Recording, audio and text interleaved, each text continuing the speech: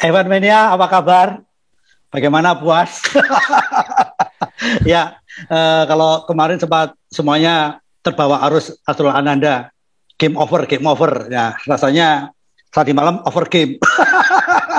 Yang jelas sirkuit jalanan yang menurut saya pribadi saya tidak suka, saya semakin cinta, saya kepengen sekali ke Azerbaijan. Saya hanya pengen tahu apa nama gang buntu yang membuat Lewis Hamilton salah jalan. Itu saja, saya pengen tahu apa nama gang buntunya.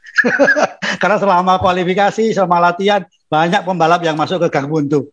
Dan Evan Mania, spesial hari ini saya ngobrol dengan Astrul Ananda yang mungkin masih berlepotan, masih berlumpur, masih capek karena ikut balapan. Ini balapan sepeda gravel. Jadi bayangkan sepeda di road, di aspal itu lebih ringan dibanding yang di gravel atau di jalan yang makadam. Ini berat sekali, dan sedikit cerita itu sebelum kita akan main balap akan membahas bagaimana serunya balapan di Azerbaijan. Saya sedikit di Amerika cerita situ. Apakah ketemu? Saya sekarang di kota kecil namanya Emporia, Kansas, negara bagian Kansas. Ya, Emporia ya. Emporia. Ya, penduduknya hanya 24.000, tapi weekend kemarin bertambah 5.000 kira-kira. Saya sekarang menyebut ini sebagai Paris Dakarnya balap sepeda. Paris Dakar ya. Ampun, Mas. Aduh, ngeri lihat. Saya nggak finish. Teman saya John Bumi Harjo, sahabat saya, sukses jadi orang Indonesia pertama yang finish. Ya. Menyelesaikan 331 km, total menanjak 3.600 meter, naik turun terus. Ya. 99% di atas jalan gravel. Jalan gravel itu sulit menjelaskannya ke teman-teman karena di Indonesia nggak ada. Yang paling mirip adalah makadam, tapi ini panjangnya ratusan kilometer, dan sebenarnya kalau di Amerika ada ribuan kilometer, jalan country namanya, jalan kampung. Ya. Dan kita harus menaklukkan panas, angin yang sangat kencang karena nggak ada pohon di Kansas. Ya. Dan saya terus terang saya KO di kilometer 202. Berapa persen dari target? 2/3 dari lomba. Oke, nggak apa-apa. Jadi kalau Anda bisa nambah lagi. Ya nggak apa-apa. Saya sih tetap tahun depan balik, harus selesai. Punya hutang di sini. Iya, kalau di Evan mungkin kamu juaranya, saya langsung red flag gitu aja udah. Tapi red flag itu 75%, Mas. Kalau 75% selesai. 65% belum ya. Kurang dikit ya. Iya. Ya, nasibmu sama dengan Stroll. Oke, nggak apa-apa. Evan Mania ini kita mungkin. Satu lagi Mas Dewo. Ya, silakan. Pacarnya Bottas nggak jadi ikut. Kenapa? Malah sepedaan di Baku itu. Oh, ya. Dia dijadwalkan ikut di Kansas ini, spanduk dia ada di restoran-restoran, di pinggir jalan dan lain-lain. Orangnya nggak datang. Ya, mungkin dia tahu kalau suaminya stuck di mana, ketahan di bandara, mungkin dia ini baku-bakunya dia akan gagal dapat podium gitu kan. Sudah baku-bakunya. Oh, ini bau-baunya ya. Baik, Evan Mania, ini Asa sudah menampilkan top 10-nya. Jadi ini balapan paling gila dan para co-pilot yang naik podium. Oke, ini yang pertama adalah Perez. Semalam kita lihat bagaimana serunya drama Perez podium 1, kemudian disusul. Ini luar biasa jagoan saya ini. Dulu saya benci tapi sekarang rindu. Vettel, karena ini nasibnya sama dengan Marc Marquez ya, sedang terpuruk kalau dia sudah bangkit. Kemudian Gasly, kalau Gasly oke lah. Mas Yo pakai kaosnya Vettel tahun berapa itu? Ini juara dunia nih saya. Berarti tahun berapa ya? 2010, 2011 ya. Ya segituan. Ya, pokoknya kalau saya beli itu tidak mungkin beli yang baru, pasti diskonan. Nah, jadi teman-teman biar tahu, saya selalu membeli yang diskonan karena saya nggak mampu beli yang baru. Jadi ini kaos ini mungkin saya beli setelah Vettel juara dunia udah 5 tahun usianya, mungkin baru bisa beli. Kemudian ini menarik karena Leclerc yang digadang-gadang dia kualifikasinya bagus sekali, ternyata kita nanti bahas Ferrari ini bagaimana gitu kan, apakah benar-benar sakti atau cuma nasib itu kan. Nah, kemudian Norris yang kita kadang-kadang juga, tapi yang semalam sudah menunjukkan kelasnya bagaimana Norris, Leclerc berebut dengan Gasly. Jadi ini balapan yang seru juga di akhir-akhir balapan ya. Alonso, nah ini menarik, saya sudah feeling, saya berdoa pembalap-pembalap tua dapat poin, Alonso dapat alhamdulillah. Kemudian disusul Tsunoda, Sainz, Ricciardo dan Raikkonen. Alhamdulillah Raikkonen dapat poin sah. Ya. Nah ini tadi kan di sini kan pagi balapannya jam 7 pagi, pagi. Padahal pagi ini saya pagi itu tadi habisnya sama mekanik janjian beresin sepeda semua segala macam, packing segala macam. Saya bilang tunggu ya 9.30 saya nonton dulu karena balapannya seru. Habis itu kan red flag lagi tunggu. Jadi ketika saya ke parkiran tinggal sepeda saya saja yang belum selesai kayak gitu. Jadi balapannya benar-benar nggak bisa ditinggal tadi. Oke, Sas. Jadi sorry saya potong sebelum kita bahas. Jadi di antara kesibukanmu balapan, kamu sempat nonton kualifikasi nggak, Sas? Nah itu dia. Ini mohon maaf teman-teman, jujur saya nggak nonton kualifikasi karena saat kualifikasi berlangsung saya juga balapan. Oh. Jadi saya sedang balapan. Jadi saya terus terang tidak nonton kualifikasi. Saya baru lihat hasilnya setelah balik ke hotel. Sempat kecewa dan ada senang ada kecewa. Senang karena Leclerc dapat pole position lagi. Kecewa kenapa kan banyak prediksi yang agak kok begini ya hasilnya kok. Hamilton yang saat latihan jelek kok tiba-tiba nomor 2, Verstappen kok nomor 3, dan banyak yang di bawahnya itu lebih acak ya. Ternyata karena memang kejadian di kualifikasi itu membuat urutan lebih acak. Jadi saya nggak akan sok tahu soal kualifikasi karena saya nggak nonton langsung. Yang saya tahu adalah yang saya baca, yang teman-teman saya yakin juga baca. Jadi mohon maaf soal kualifikasi. Tapi dari kualifikasi itu saya bisa mengira-kira nanti lombanya seperti apa dan ternyata ya tidak mengecewakan. Oke, sekarang kita ke poin pembalapnya, kita pengen tahu. Tolong saya digeser. Nah, ini hebat ini sakti nih Verstappen sama Hamilton nih. Balapan nggak finish saja tetap poinnya di atas ini. Jadi ini hebat sekali ini. Sama-sama kompak nggak dapat poin. Ya, jadi ini ternyata nafsu besar dikalahkan dengan emosi poin besar dikalahkan dengan nafsu yang besar gitu kan. Perez ini Perez ini luar biasa ya saya. Ini jadi ya sekarang udah menyodok ke 3 saya. Kemudian Norris di 4 66, Perez sudah 69. Jadi satu itu Verstappen 105, Hamilton 101, Pereznya 69, Norrisnya 66, Leclerc 52, Bottas 47. Jadi posisinya sekarang ada di 1 2 3 4 5 6 7, Bottas 7 6 ya, 6 Bottas 6. Iya, jadi Carlos Sainz ini 42, Gasly ini 31. Nah ini yang menarik Vettel sudah menyodok di 9. Ini saya pikir nanti kita bahas menarik karena apa? Pada saat dia bisa menghemat ban itu saya udah gila ya, bisa menghemat ban. Gila ya orang gila. Tapi situasi dia membuat dia bisa lebih hemat ban, Mas. Nanti kita bicarakan. Ya, itu aku pengen tahu. Enggak segampang itu ya. Ya, jadi teman-teman Evan Mania biar tahu saya ini kalau sebut Evan Mania ACM, All China Made atau di dunia sepeda adalah barang yang tidak ori. Jadi saya suka Evan tapi tidak mendalam seperti teman-teman yang lain. Tapi saya suka gitu kan. Jadi kalau ada pertanyaan yang bodoh jangan dianggap bodoh, itu lucu gitu ya. Kemudian Ricciardo 26 terakhir. Nah, saya pengen tahu tim untuk konstruktor tim karena kita pengen tahu ada yang barang baru nggak yang naik. Alpine masuk. Alfa Romeo masuk. Ya. Jadi yang pertama adalah Red Bull 174. 2 makin jauh dengan Mercedes. Makin jauh ya saya. Kemudian 3 terus Ferrari ini yang kalau orang Jawa bilang keket ya Mas Jawa ya. Jadi Ferrari McLaren ini akan tiap lomba akan betul. Selalu menempel ya. Iya. Dan memang nanti ya 1-2-nya ya ini, 3-4-nya ya ini, bawahnya nanti akan cari remah-remah semua ini. Jadi kurang lebih seperti ini sudah mulai terformat ya. Ya ini sebenarnya di bawahnya ada 9-10-nya kan seharusnya Williams 9, tapi sekarang 9-nya Haas malah meskipun sama-sama belum punya poin, tapi secara finish Haas lebih baik gitu. Jadi kasihan juga ini Williams. Oke, jadi 3 Ferrari saya lanjutkan. Ya 4 McLaren, 5 Alfa Tauri 39, Aston Martin 37 nih. Aston Martin perlu kita cermati juga apakah Asa selalu sama sih kata Asa. Jadi ini desain mobil cantik sekali. Jadi apakah ini dibuktikan oleh Aston Martin? Nanti kita lihat, balapan masih panjang. Alpine 25, Alfa Romeo 2, dan tadi Asa sudah sebutkan 9 Haas, 10 Williams. Sekarang kita bahas.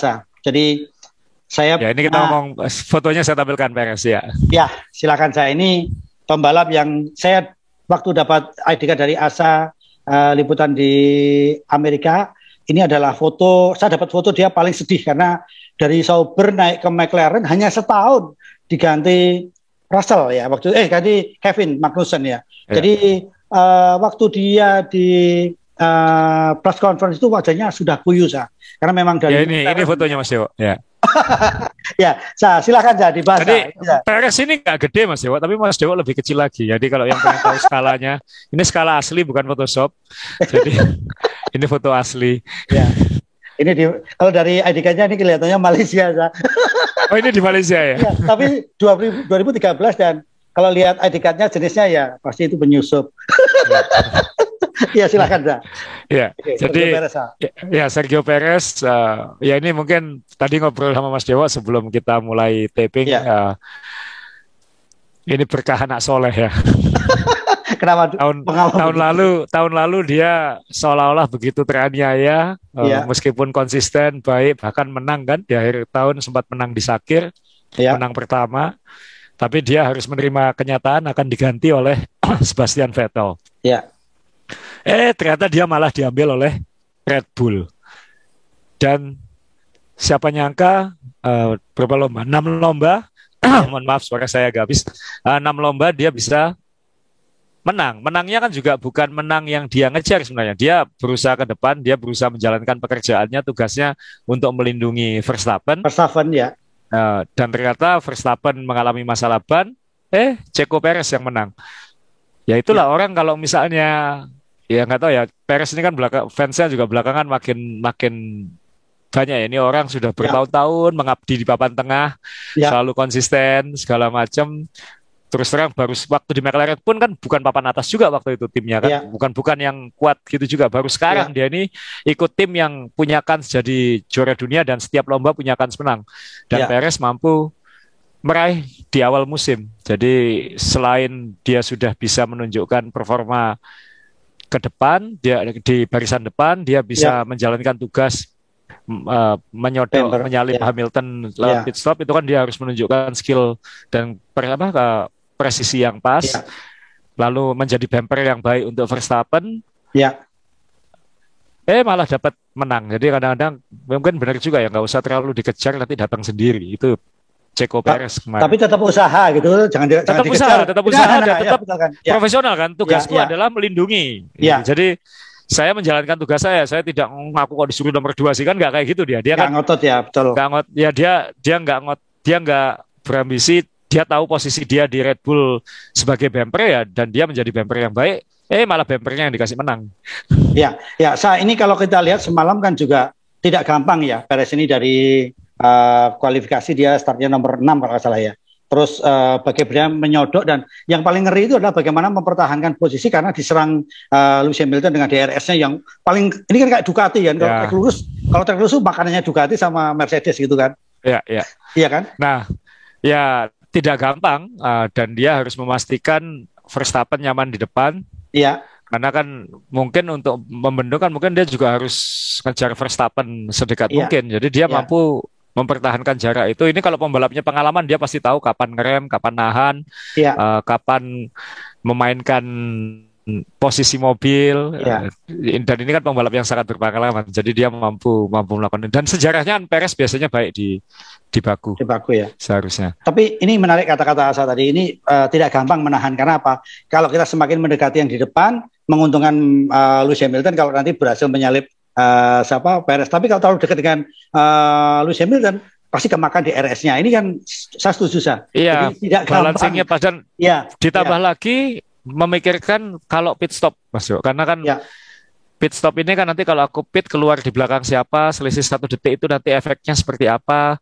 Jadi dia harus memastikan ngasih ruang Verstappen. Jadi kalau ada roda pit stop yang bersamaan, Verstappen ini bisa punya punya celengan waktu yang cukup. Celengan waktu yang cukup. Dan ternyata dan itu terjadi Hamilton kan yang duluan Hamilton ya, kalau nggak salah Hamilton yang duluan. Bukan. Verstappen duluan. Verstappen duluan, sampai lupa. Sebentar ya. Lupa salah. Tapi yang jelas, mohon maaf, sampai lupa. Tapi yang jelas, Verstappen pit stopnya mulus. Hamilton ketika pit stop kehalang mobil kalau nggak salah Gasly. Pokoknya AlphaTauri masuk ke dalam, masuk pit stop juga sehingga menahan Hamilton 1-2 detik.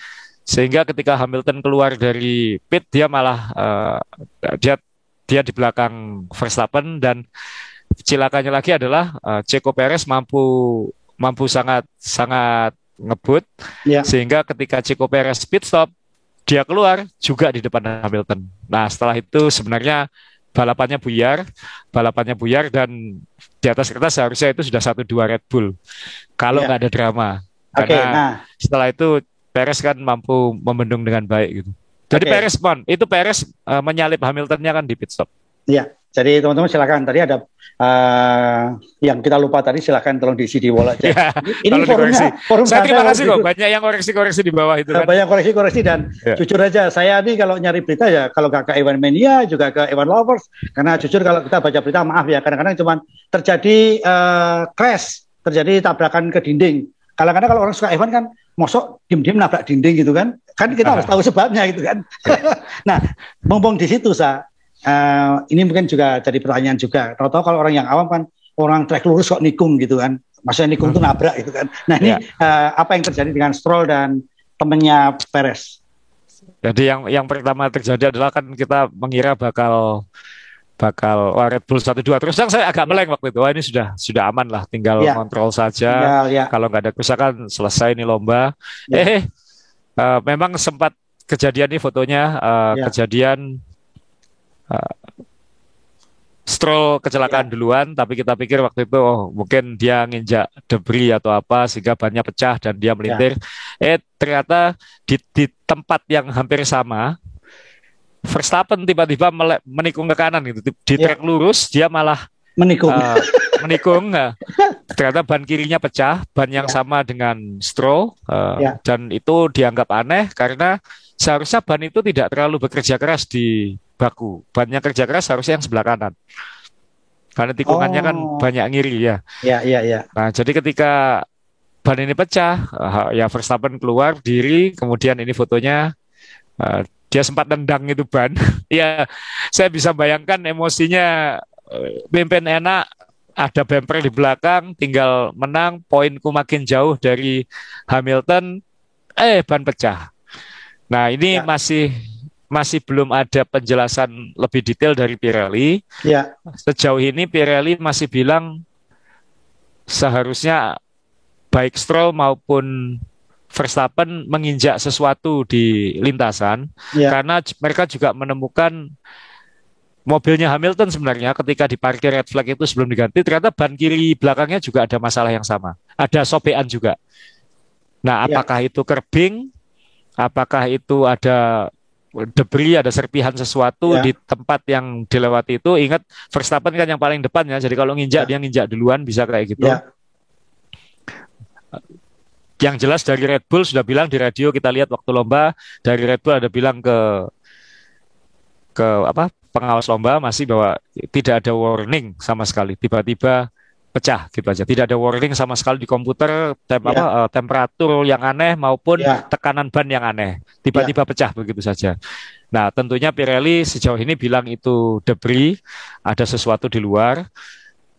Tapi mereka mengirimkan bannya Verstappen, bannya Stroll, dan bannya Hamilton dibawa ke Italia untuk dianalisis. Jadi mungkin dalam beberapa hari ke depan kita akan dapat penjelasan dari Pirelli apa penyebabnya. Yang pasti adalah ban yang dibawa ke Baku tahun ini lebih soft level dari yang dulu ya. Jadi lebih lunak dari jadi yang hardnya ini lebih soft daripada hard yang dulu dipakai di sini. Apakah itu masalahnya? Kita belum tahu, kita harus menunggu dari Pirelli. Sejauh ini Pirelli menduga ini ada sesuatu di lintasan yang mengakibatkan kecelakaan ini. Wah, tentunya penyebabnya apa? Tapi kan Verstappen kehilangan kehilangan menang, kesempatan menjauh di klasemen karena 1 poin kan mahal. Kita berkali-kali udah bilang tahun ini 1 poin itu mahal. Kalau nanti ternyata Verstappen kalah, kalau fase lap kan 1 poin. Kalau nanti ternyata kalahnya 5 poin atau 10 poin, ya ini sakit ya. Iya. 5 atau 10 poin kan ini. Ini kan minimal 5-10 poin. Apalagi kalau mungkin Hamilton juga finish di peringkat 3, tapi itu kan selisihnya sudah 10 poin. Nah, hampir 10 poin. Dapat fase lap. Ya, jadi teman-teman, ini penjelasan Asa sangat detail sekali mengenai ban ini. Yang jelas ban ini pecah karena mungkin ada serpian atau apa, bukan karena ditendang, ya. Kan orang tanya banyak karena ditendang, bukan. Yang jelas ini juga terjadi di lintasan sirkuit yang sangat bersih seharusnya. Kalau di sekitar kita langsung menduga pasti ada sisa potongan baliho nggak diambil, pasti ada tutup got yang nggak beres. Kalau di sekitar kita seperti itu. Ini kita lihat ini sirkuit yang sudah steril untuk balapan, dan mungkin yang menarik adalah karena ada soft yang satu digit di bawah tahun-tahun lalu. Mungkin ini kita tunggu penjelasannya. Ya, sama sebenarnya dibilang steril banget juga enggak, karena ini banyak pohon di sekitar dan anginnya kencang banget ketika lomba berlangsung. Jadi sempat ada ranting-ranting pohon yang kelintasan itu yang dihindari oleh Leclerc sehingga dia disalip oleh Hamilton di awal lomba. Jadi kita belum tahu, nanti kita harus nunggu laporan dari Pirelli apakah benar itu serpihan atau apa. Mungkin curbing atau apa yang membuat seperti ini. Tapi kan unik karena yang lain relatif tidak ada masalah, tapi yang paling bermasalah langsung tabrakan. Gak serem juga. Nah, yang lebih penting lagi Mas Dewo, kecelakaannya Verstappen ini kan hanya beberapa lap sebelum finish gitu. Iya. Nah, menurut aturan kan kalau 75% lomba sudah dilalui, sebenarnya lomba bisa dihentikan. Kan akhirnya muncul keputusan di red flag ya, balapan dihentikan. Itu keputusan nanti kenapa mobil ini tidak mungkin disingkirkan dalam waktu yang singkat kayak gitu, atau tidak mudah untuk menyingkirkan mobilnya Verstappen ini karena di trek lurus utama yang speednya sangat tinggi, jadi harus benar-benar bersih. Ini kecepatan tabrakannya kan di atas 300 km per jam. Iya. Untuk membalapnya nggak apa-apa, itu yang paling penting lagi. Iya, Jadi sehingga juga. Jadi masih direktur lomba memutuskan semua masuk ke pit, lalu akhirnya kenapa dihentikan? Satu karena membersihkan lintasan tidak mudah. Dua, ada kekhawatiran ban pecah ini terjadi ke yang lain kan? Karena kan belum tahu waktu itu. Ini penyebabnya apa? Karena semua strateginya sama, satu stop agak dini, kemudian pakai ban hard sampai akhir lomba. Nah, jadi di akhir lomba kan kondisi bannya kan khawatir semua ini karena dipaksakan sangat panjang gitu. Satu stop. Jadi akhirnya diputuskan dimasukkan semua ke pit lane karena itu berdasarkan aturan boleh ganti ban untuk alasan keamanan. Jadi semua yang masuk pit untuk menunggu restart itu boleh ganti ban. Nah, itu ditemukan di situ bahwa bannya Hamilton ternyata ada yang sobek juga. Jadi Hamilton mungkin beruntung dalam hal ini. Kedua, kemudian keputusan berikutnya adalah ini restart atau dihentikan. Sebenarnya sudah masuk syarat untuk dihentikan. Cuman saya harus memastikan, mungkin teman-teman ada yang ada update aturan terbarunya, tapi aturan biasanya kalau red flag itu juara dicari 2 lap sebelumnya. 2 lap bukan sebelumnya. Lap sebelumnya. 2 lap sebelumnya. Nah, itu Verstappen juaranya. Masih Verstappen juaranya. Nanti Mercedes protes. Nah, ya itu potensi konfliknya macam-macam yang menyebabkan kecelakaan kok yang menang gitu. Kalau kita ingat dulu red flag di Brasil kan Kimi Raikkonen sempat dinyatakan juara, tapi ternyata aturannya dilihat ternyata juaranya Giancarlo Fisichella dulu itu. Udah lama banget, tahun 2002 atau 2003. Sehingga ya akhirnya diputuskan lanjut lomba, dan itu saya setuju, itu fair. Toh waktu masih ada sisa waktu, kan ada batas 2 jam itu. Kemudian langit juga masih terang, masih aman. Jadi itu sprint 2 lap menuju juara. Nah, habis itu muncul lagi pertanyaan, pakai safety car atau standing start? Akhirnya dipilih tetap standing start, karena kalau safety car berarti cuma 1 lap sprint kan? Iya, saya pikir juga itu, itu. Jadi kan hanya 1 lap. Iya. Dan lebih secara tontonan lebih seru kalau itu standing start.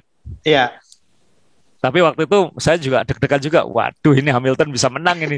Kalau Perez, mohon maaf bukannya anti Hamilton ya, cuman kan kita berharap ada seru. Yang lain juara juga. Ini ada kesempatan Perez jadi juara, masa apes lagi. Standing start, dan ternyata startnya kan Hamilton sedikit lebih baik itu.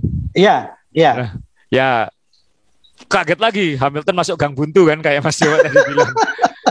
Nah ini saya pikir itu kesalahan biasa, dia overshoot tikungan sehingga nggak bisa belok, sehingga lurus. Ternyata lebih dalam dari itu ternyata. Apa sah? Jadi Mercedes itu punya, ternyata ini juga terungkap setelah lomba. Hamilton ngomong kan di radio, apakah saya mencet magic button, dia bilang kayak gitu, tombol magic ajaib. tombol ajaib itu apa? Jadi mobil F1 itu ya kalau Anda lihat setirnya kan rumit banget ya, banyak sekali tombol dan lain-lain. Nah, itu kan tombol itu bisa diubah-ubah fungsinya. Kayak main game gitu. Ini ninju, ini jadi nendang kayak gitu. Nah, jadi Mercedes itu punya prosedur dan ini saya kira semua tim punya prosedur juga. Kalau mau start saat pemanasan, yang biasanya mobil suka gini-gini segala macam itu untuk manasin rem depan, rem belakang, manasin ban depan, ban belakang, itu ada tombol yang ditekan untuk mindahkan bias rem. Jadi remnya itu banyak di depan atau banyak di belakang kayak gitu. Nah, ini ada prosedur pakai tombol itu. Nah, entah itu kesenggol atau lupa mematikan atau apa, Hamilton sendiri bingung, saya tekan atau enggak gitu ya. Saya nggak ingat saya tekan atau enggak kayak gitu. Nah, apakah itu ketekan ketika dia bereaksi pada Perez yang mepet dia atau sejak start lupa mindah? Ya. Sehingga bias remnya itu tidak untuk lomba. Bias remnya itu untuk pemanasan. Sehingga ketika dia ngerem mendadak bablas. Iya. Seperti itu. Nah, itu yang terjadi. Ya, ini juga kita nunggu explanation-nya Mercedes, apakah itu tidak sengaja. Tapi Toto Wolff sudah bilang itu kesalahan jari katanya. Jadi ya, ternyata Hamilton ya jarang sekali kita mendengar Hamilton membuat kesalahan fundamental seperti itu. Ini yang saya mau tanyakan, Ini mau saya tanyakan, Karena selama ini kan kalau kita lihat bagaimana menyikapi kegagalan Verstappen begitu emosional. Kemudian kalau mungkin Lewis Hamilton lebih cool karena dia sudah berkali-kali juara dunia, tapi kan ini juga kelihatan kalau dia nervous. Padahal dia kalau mau sabar dengan podium 2 saja poinnya sudah jauh sekali kan, Sa. Nah, itu dia. Kan dia tapi yang namanya pembalap Mas, kalau ada kesempatan yang dimakan. Nah, ini Marc Marquez ini. Ada kesempatan kan startnya lebih baik. Startnya lebih baik. Ya, kalau ada kesempatan yang diambil. Kan Ayrton Senna kan terkenal bilang, kalau kamu tidak lagi ngambil kesempatan, kamu bukan lagi pembalap. Oh, ya. Jadi secara insting dia akan ngambil gitu. Iya, secara insting dia akan ngambil. Fighter di balik benaknya mungkin main aman karena Verstappen tidak finish. Tapi ada kesempatan diambil dan ternyata lupa soal magic button. Nah, ini kejadian 2007 pada saat di Shanghai ya. Kalau dia mau aman-aman saja udah juara dunia ya. Betul. Karena tapi itu kan Hamilton masih muda kan ya. Hamilton masih muda, hujan, belum pengalaman tarung seperti itu. Tapi ini kan sudah 14 tahun kemudian. Oke, ini kalau kita simpulkan sedikit sih kalau dari obrolan tadi ini memang podium 1 memang untuk Perez ya. Karena kalau Perez kemarin lebih cepat sedikit saja pasti kesenggol mobilnya Lewis Hamilton. Karena ini kan yang satu lurus, satu nikung ke kiri gitu kan. Iya kan? Sama-sama rebutan. Iya kan, yang satu lurus. Jadi ini ada fotonya Mas. Maaf ya, ini. Jadi ini Hamilton bablas kan ya ke gang buntu. Iya. Ya, jadi inilah Hamilton. Jadi ternyata juara dunia yang masih takut karena dikira ada cegatan mau mudik nggak boleh ada cegatan. Jadi dia pakai jalan tikus. Tapi ini memang luar biasa sirkuit ini karena berkali-kali semua pembalap dari level bawah atas pernah mencoba gang buntu yang membuat saya penasaran apa nama gang buntunya. Sama yang kedua saya juga penasaran dengan iklannya Pirelli di tikungan 15. Semua nabrak dan hancur. Padahal jelas tulisannya Pirelli. Pembatas sirkuit itu biasanya dari ban bekas. Setelah dilihat ternyata itu yang dipasang banyak warna putih semua, hard semua. Dikiranya warna merah soft. Kalau soft ditabrak masih aman hidungnya. Ini nggak habis-habis kalau kita bahas, tapi waktunya juga terbatas. Sebentar ini sekarang kita ke boleh ya kita ke Vettel ya. Ini boleh. Iya kita. Jadi saya tampilin fotonya nih ya. Mas Dewo, ini kesenangannya Mas Dewo ini. Karena saya ingat waktu terakhir kita pulang liputan di Sepang, Malaysia, kita udah malam-malam ingat kita minta foto bareng, kamu bawa burger. Ini foto tidak gratis, kamu bayar. Pakai apa? Burgermu sini. Burgernya diminta, ingat nggak? Ini gila orang ini kadang-kadang gila. Ya kita punya foto bareng Vettel karena ya ini orang yang sangat ramah. Ini waktu masih di Ferrari, jadi orang yang sangat ramah dan kalau diajak foto ringan hati ya Mas Yo ya. Jadi ini masih di mana Gak inget ini Mas. Ini di Melbourne jadi waktu itu Vettel melihat tim Mercedes sedang setup mobil. Jadi dia hampir 1 jam dia nungguin lihat dari garasinya Ferrari apa yang dilakukan oleh Mercedes. Ingat nggak waktu itu? Kita nungguin sampai iya kan? Iya. Waktu itu kamu bilang 2015. Ya, waktu itu kamu bilang nih juara dunia ini gini Mas, nungguin gini Mas. biar Kenny nggak gampang menyerah. Silakan, Sa. Ya, jadi ya maaf ya, ini fotonya Vettel di podium. Ini ketika dia finish nomor 5 ya di Monaco. Iya. Dia finish nomor 5 kan, orang kira mungkin kebetulan karena sirkuitnya seperti itu dan dia bisa membalap lebih baik dari mobilnya. Tiba-tiba di Baku malah naik podium padahal dia start nomor 11. Tapi sebelum waktu preview kan kita ngomong siapa saja yang pakai mesin Mercedes pasti punya kans dapat hasil baik. Nah, dia kan pakai mesin Mercedes, Norris pakai mesin Mercedes. Yang herannya kok Bottas kok nggak bisa baik, itu juga itu tema lain lagi. Kan dia start nomor 11 dan tadi Mas Dewo bilang dia bisa menghemat ban. Sebenarnya ya dia bisa menghemat ban. Di sisi lain bannya dia juga bisa lebih dihemat kalau mau dibalik. Kenapa? Karena dia start nomor 11, dia nggak bisa masuk Q3, maka ban soft yang jatah dia pakai untuk qualifying lanjutan itu masih fresh. Ketika pembalap lain yang di depan bannya sudah dipakai 2 lap, 3 lap, dia bannya masih fresh. Ban soft 2-3 lap sangat selisih. Sangat selisih. Karena kan hanya belasan lap sudah pit stop. Jadi 3 lap itu kan karena bannya fresh. Sama yang terjadi di akhir lomba. Di akhir lomba, yang lain kembali pasang soft bekas. Vettel masih punya fresh lagi untuk yang 2 lap terakhir itu. Jadi situasi menguntungkan dia dalam hal ini. Tapi ya kalau dianya nggak jago dan dianya nggak bisa memaksimalkan situasi ya juga nggak bisa juga. Ya ini. Ya paling tidak sekarang Vettel udah lebih kalem, lebih tenang, mungkin sudah menerima nasib dia itu membalap Aston Martin, jadi apa boleh buat harus semaksimal mungkin apa yang dia bisa dan hasilnya malah datang sendiri. Itu kayak filsafat Wu-Wei-nya Tiongkok itu, kalau kita maksa malah nggak dapat, kalau kita agak berserah, bukan pasrah agak berserah itu malah dapat. Ini Perez sama Vettel di ini kan yang dua pembalap yang ini ngambil kursinya ini, yang ini malah naik kelas. Jadi benar Sa, tadi benar. Jadi kita usaha tapi juga terima. Orang ngoyo. Usaha tapi berserah. Dia kan kelihatan. Ini yang saya mau tanyakan Sa. Ketika dia di Ferrari dengan potensi yang luar biasa, dia banyak melakukan kesalahan. Maaf ya, juara dunia tapi melakukan kesalahan yang kadang-kadang tidak perlu gitu kan di Ferrari. Ini kan mungkin lingkungan, mungkin kita kan nggak tahu. Mungkin lingkungan. Mungkin di Aston Martin dia sekarang sudah lebih rileks, apalagi di awal tahun dia sudah udah terburuknya udah dia jalani. Mungkin aku udah nggak usah terlalu maksain, nggak apa, kalau hasilnya apalah gitu. Ya mungkin malah mendapatkan hasil. Iya benar juga ya, karena kita lihat podium kedua lagi, bukan ketiga. Driver of the day juga, DOD juga dia. Betul, pilihan kan? Pilihan pemirsa ya. Iya, jadi kan banyak pemirsa sekarang yang matanya ke dia juga gitu. Iya kan? Ini kan fair ya, dalam arti balapan semalam siapa yang layak kan kelihatan sekali. Tapi lingkungan tadi Sa. Ini baik karena ini bikin persaingan papan tengah jadi lebih berwarna lagi kan. Oke lah, mungkin Ferrari sama McLaren di 3-4-nya, tapi kalau sekali lagi papan tengahnya masih ada potensi sangat ketat, apalagi balapannya masih belasan. Ya berarti ini kan pertanda baik Aston Martin bisa naik ke atas gitu. Nah, tadi saya sempat tertarik dengan omongan Asa supaya kita nggak ngomongin teknis ya. Kalau kita F1 itu kan dulu identik dengan teknis. Jadi pada saat saya disuruh MC tahun 99, MC nonton bareng, saya bikin presetan itu karena saya lihat kok sangat teknis. Tapi semalam ini kita lihat F1 menunjukkan rasa sesama manusiawinya, filantropisnya itu luar biasa. Jadi bayangkan dia menang, kemudian dia nyalamin ke Perez, itu kan dua orang yang tukar-tukaran. Iya kan gitu kan? Iya, yang aku ngambil kursimu loh.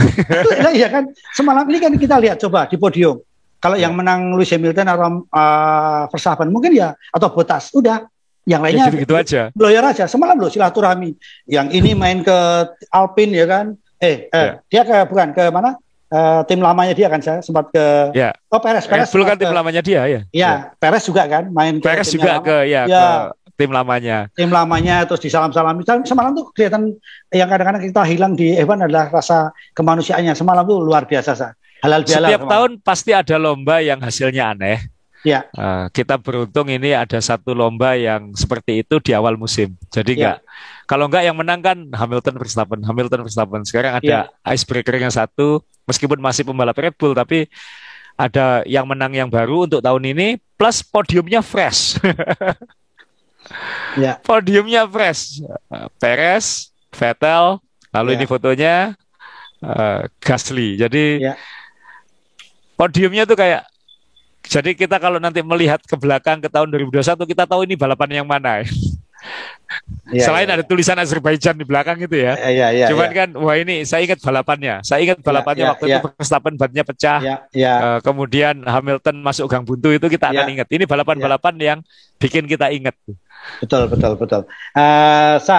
Mumpung kelihatan fotonya, bagaimana dengan Gasly ini? Karena jujur ini juga menurut saya semalam juga gila mendapat gemburan dari Ferrari dan McLaren bersama-sama. Endingnya ending terakhir itu ya. Ya kalau ingat Leclerc ini kan juga mau ngejar dia, tapi juga menahan gemburan dari Norris kan. Ingat nggak? Jadi dia nutup dulu, kehilangan depannya. Silakan ya. Itu yang saya suka, standing start, 2 lap sprint. Sehingga saat start, kalau ada yang salah bisa kehilangan posisi, momentum salah bisa kehilangan posisi, harus full fokus 100% dengan ban yang relatif fresh, mobil yang sudah ringan karena bensinnya sudah menipis, gaspol, tarung. Wah ini yang langka kan, kalau di F1 kan langka seperti itu. Jadi pembalap bisa attack lebih serius, kenapa nggak usah khawatir soal ban, cuma 2 lap ini. Mobil sudah enteng, kayak qualifying, bisa ditekuk-tekuk lincah gitu. Wah, jadi tontonannya jadi seru. Hebatnya Gasly bisa bertahan sih. Gasly juga nggak perlu berbuat terlalu banyak sih. Yang penting dia stay di posisi, memastikan sebelum trek lurus keluarnya bagus. Karena kita paham mungkin Ferrari tidak punya horsepower untuk ngejar Honda, mungkin satu. Dan Leclerc juga harus hati-hati kan. Aku salah ngambil, kehilangan momentum, bukan hanya aku nggak bisa ngambil yang depan, belakangku ini trek lurusnya lebih cepat.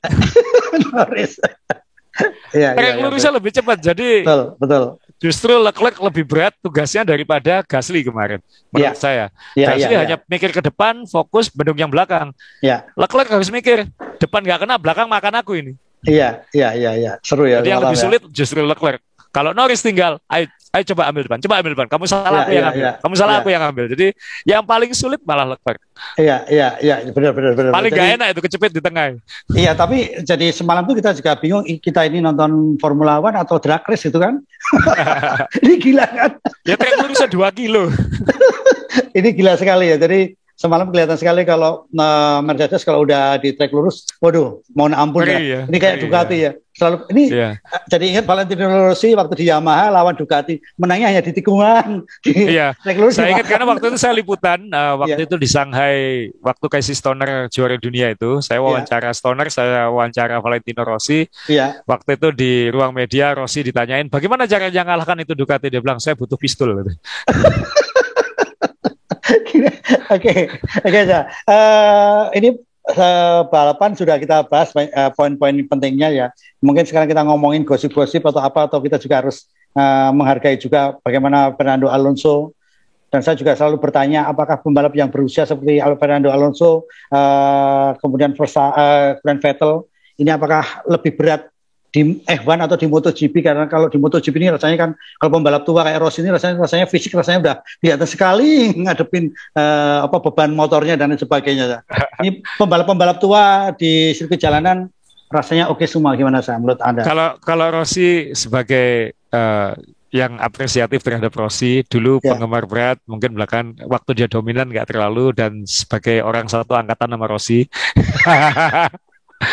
Saya bisa membayangkan Rossi ini kan sekarang di tim baru yang notabene satelit, sehingga pasti perlu adaptasi, dan biasanya pembalap kalau super senior kayak dia akan sulit untuk fleksibel karena sudah terbiasa dengan cara dia dan lain-lain. Itu saya yakin juga dialami oleh Alonso dan Vettel. Alonso mungkin enaknya adalah dia sempat out dari F1 sehingga mungkin dia bisa restart ulang, dan dia kembali ke F1 lebih egonya dan lain-lainnya lebih bisa kalem. Sedangkan Vettel ini fase pertama mulai disingkirkan kan, kira-kira kan kayak gitu Mas Jo. Betul ya. Dia sudah di Red Bull juara dunia langsung Ferrari yang apapun di atas lah ya, meskipun nggak jadi juara dunia tapi di atas. Lalu ini kan pertama kali dia istilahnya tidak bisa lagi ikut klub elit. Ya. Mulai secara natural mulai diminggirkan atau mulai minggir. Ya. Sedangkan Alonso dia sudah minggir. Ya. Dia sudah minggir bahkan sudah keluar. Ya. Lalu kembali lagi. Jadi mungkin Alonso akan lebih nerima kalau misalnya Ocon lebih cepat. Ya. Dan jadi tidak mudah pasti untuk beradaptasi, untuk memposisikan diri. Tapi kan pada akhirnya kan ya memang kelas juara dunia gitu. Alonso ya mungkin nggak bisa podium, tapi mungkin mulai sekarang dia akan nggak jauh-jauh dari poin terus gitu. Ya. Raikkonen aja yang bisa nyodok 1 poin mungkin kayak gitu.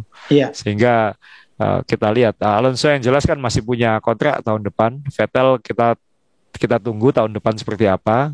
Mau kemana juga sulit kan, mau nggak mau mungkin harus nyangkut di situ. Ya. Mau pindah kemana lagi? Tapi McLaren sudah nggak ada lowongan. Ya. McLaren sudah nggak ada lowongan. Masa mau ke Alfa Tauri kan juga nggak. Ya. Kemudian mau kemana lagi? Masa mau ke Alfa Romeo? Pasti nggak. Ya. Masa mau ke Haas? Masa Williams? Masa mau ke Williams? Sehingga ya mereka harus memaksimalkan tempat di mana mereka berada sekarang. Oke. Rossi ini kan juga kalau saya jadi Rossi mungkin 2 tahun yang lalu sudah berhenti aja gitu karena masih agak di atas ya. Ini kan dia secara sistematis, secara natural dari sini hilang nggak gini kan nggak enak gitu, nggak enak gitu. Ya, apalagi dia nggak segera bilang kalau saya jadi Rossi mungkin kalau lanjut tahun ini mungkin ngomong ini farewell saya. Jadi sekalian tiap lomba meskipun jelek adalah farewell party di sini, farewell party di sini, farewell party di sini. Ini kita ngomong marketing ini. Kita ngomong marketing. Tapi saya menarik tadi kalau Vettel tadi mau ke Alfa Romeo nggak mungkin, Alfa Tauri nggak mungkin. Ya udahlah bantu bini belanja aja di Alfa yang pakai Mart itu kan. Bottas mungkin Mercedes, tapi kan ada Russell yang mau ke sana. Iya. Bottas juga. Bottas ini aneh banget kan maksudnya. Mungkin gara-gara pacarnya nggak jadi balapan sama saya di Kansas itu mungkin jadi dia. Iya, tapi malah ada gangguan lagi di situ. Iya, jadi saya juga berpikiran positif juga. Saya juga masih penasaran juga sih kalau Vettel memang bagus tahun ini, apakah tim-tim besar juga akan mengambil untuk second line-nya dia untuk bumpernya dia. Saya kira nggak tahu semua, tapi yang jelas. Kalau lihat Perez seperti ini, Mas Jo, Perez tahun depan nggak kemana-mana mungkin. Nggak mana, pasti ya. Nggak kemana-mana ya. Verstappen nyaman sama dianya juga nggak aneh-aneh. Ya. Red Bull butuh pengalaman dan nyaman. Yang kasihan Albon, Gasly. Yang nggak bisa naik kelas lagi ke Red Bull gitu. Iya, ya betul. Jadi hanya di Mercedes dan Mercedes pun sudah punya Russell tadi. Tsunoda kan lumayan poin. Ini ada foto setelah lomba Alfa Tauri Pesta dapat podium sama peringkat 7 double poin ya. Iya. Ini saking kecilnya Tsunoda tenggelam di sini. Oh iya benar. Ini Gasly ini Tsunoda saking kecilnya. Ya ini. Ya minimal dia sudah kembali ke jalan yang benar. Ini bukan sirkuit yang mudah untuk dapat poin. Ini sirkuit jalanan. Tarungnya banyak di lintasan. Ya. Tsunoda minimal sudah kembali ke track aman kan. Dia sempat dapat poin lomba pertama agak belepotan dikit. Di Monaco dibilang jangan aneh-aneh.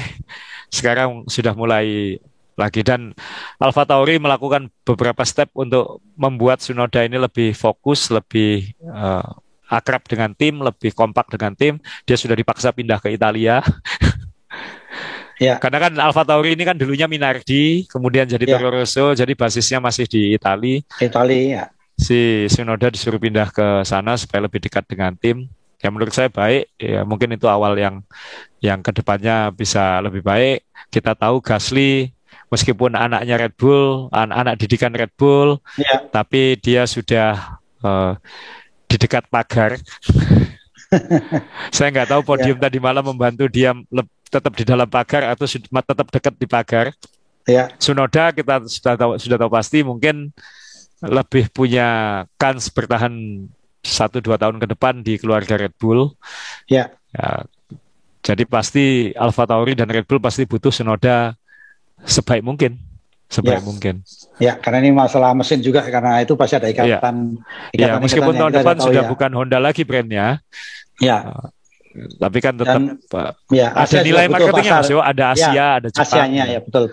Ya, jadi Evan Mania ini Asa menambahkan ini luar biasa karena apa? Teman-teman kalau memang ada sirkuit yang kita bisa masuk setelah balapan, itu jangan pulang dulu. Jadi tunggu. Karena tim-tim kecil ini biasanya membuat pesta yang luar biasa walaupun 1 poin, 2 poin itu di depan garasi, dan kalau depan garasi kan biasanya ada di dekat trek lurus. Jadi teman-teman kalau di Malaysia contohnya itu kalau bisa nyusup aja di trek kan tidak mengganggu, kalau di trek kan memang dibuka kan, apalagi di sirkuit seperti Eropa ya saya rasa selalu dibuka ya, jadi jangan pulang dulu, bisa lihat pesta gitu ya, pesta-pesta seperti ini ya saya. Ya, jadi kalau seperti nonton bioskop sekarang kan Mas Dewo, sebelum pandemi kan kalau nonton bioskop, kalau filmnya selesai jangan cepat-cepat berdiri kan, ada after creditnya. Ya. Kalau F1 juga gitu, balapan selesai orang biasanya rebutan pulang, tapi yang F1 mania yang benar-benar pengen tahu, dia akan nunggu terus di tribun sampai tim itu bongkar-bongkar, dan kemudian malah ada acara-acara seperti ini.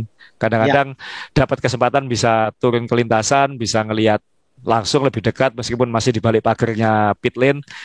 Tapi bisa lebih dekat dan bisa melihat sesuatu yang nggak ada di TV. Ya, nah foto-foto inilah yang menyelamatkan saya ketika saya dimarahin sama Asa ini, karena foto saya banyak yang bleset, tidak fokus. Jadi saya dapat Alonso waktu itu di Malaysia, waktu dia dari kualifikasi 10, kemudian balapan dia podium 1, saya tunggu di sini. Saya ingat gara-gara seperti ini, saya ingat pasti ada pesta di garasinya, dan foto itu yang menyelamatkan saya. Malah jadi beda Mas. Yang lain fotonya di podium, fotonya kita malah yang di balik layar, yang nggak ada di tempat lain ya. Ya, jadi kita harus paham gaya kerja Asa. Asa ini tidak suka sesuatu yang biasa. Nah, kita harus cari yang sesuatu yang luar biasa. Jadi foto itu kemarin kalau kita ceritakan, ternyata Sabtu saya foto dia lagi sedih, Minggu happy. Judulnya itu. Jadi Sabtu Alonso lagi sedih ini, saya foto, Minggunya dia happy gini, judulnya adalah Sabtu sedih, Minggu happy. Ternyata seperti itulah kayak Asa. Oke, kita masih ada waktu nggak nih? Ada acara nggak? Tambahin sedikit ya, kita langsung setelah ini seperti apa kan, Uso? Kan harus ada, kalau wartawan kan ajarannya 5W1H kan. Nah, kalau saya suka bilang 6W1H. 6W-nya itu apa? What's next? Jadi setelah ini apa?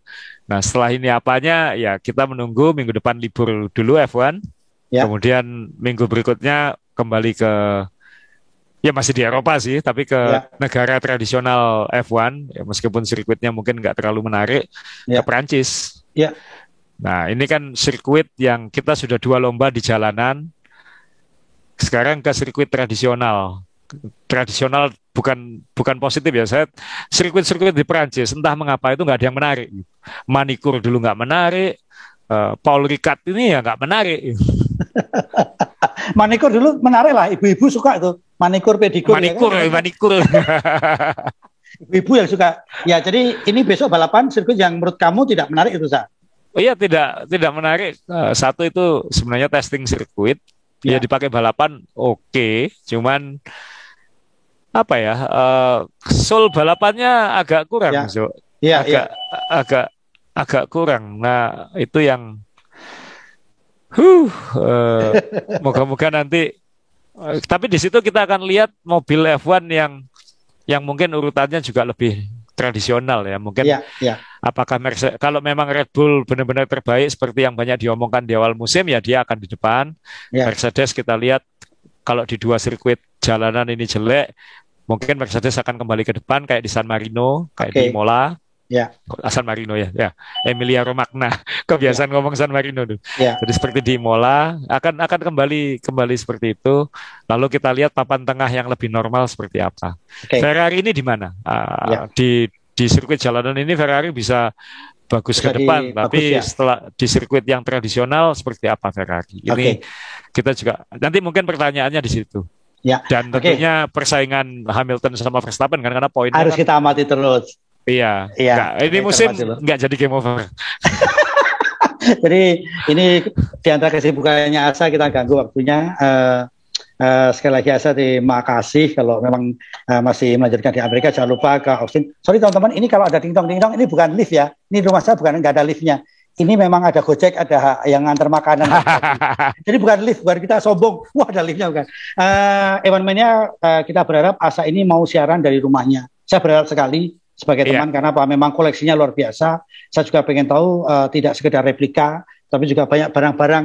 Saya diajari Asa ya, sampai apa ya, nama kalau di meja liputan itu ada nama kita, ya mejanya siapa, apa namanya? Iya, karena kita booking meja ya, ini meja, gitu. Meja ya. Saya ya. Itu pun dia tidak pernah langsung dilem semuanya. Kenapa sah?